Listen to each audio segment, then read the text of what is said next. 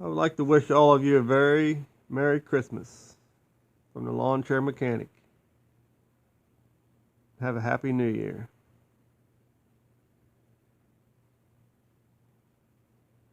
Here's a little Christmas poem that I came across. I thought it was kind of humorous. It's from Vance Mullenbacher of Alberta, Canada.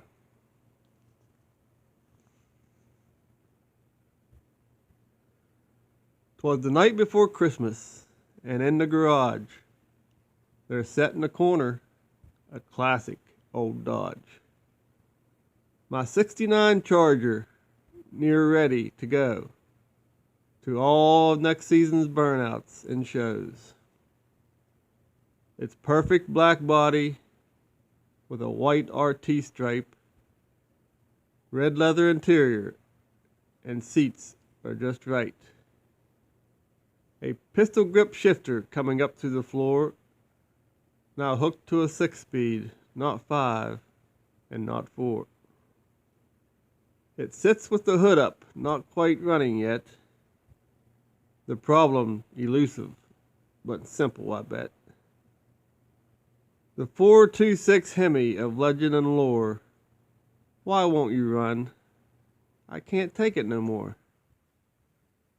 Now freshly rebuilt, this elephant mill, this thinking about it gives me a chill. All of that horsepower, all of that torque, I can't make it run. I feel like a dork. I'm about to turn in and go off to bed, thinking a good sleep should help clear my head. When ever so slightly I hear someone's laughter, and jingle bells ringing, and hooves pitter-patter. Is this for real? I thought to myself. Could it be the jolly old elf? I opened the side door and had a look out. The sleigh that I saw removed any doubt. Across the street he was making the rounds, rooftop to rooftop, in leaps and bounds. Then he was gone, but the sleigh still remained.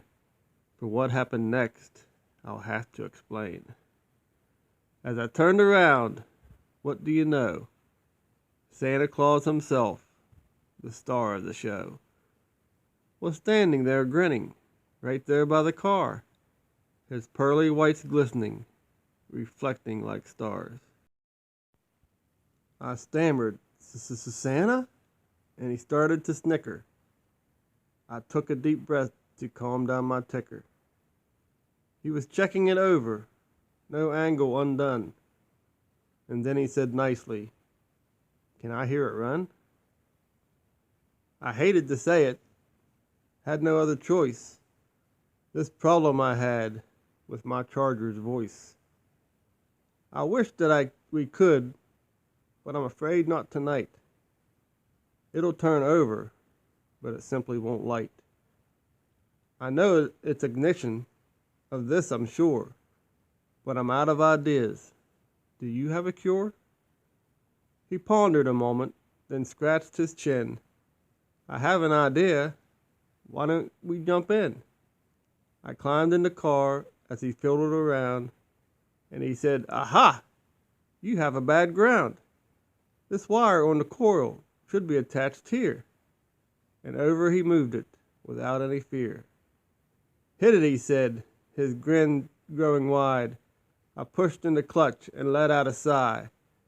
I wiggled the shifter and hit the old key, and it fired at once. I howled with glee. The exhaust is so loud it rattles the walls.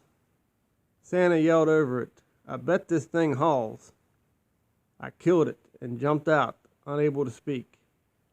Santa had fixed it with one little tweak. "You know about cars?" I finally asked. "Oh yes," he replied. "My veins run with gas. I work but one night, so with my spare time, I tinker and wrench. It sharpens the mind. I have a collection that rivals the best. It's my preferred hobby when I'm at rest." I shook his hand, "Thank you," We nodded goodbye, and with that he vanished in the blink of an eye. As I went in to head off to bed, I thought about everything Santa had said. Turns out he's a car guy, and now that you know, perhaps you'll see him at your next car show. Merry Christmas, everybody.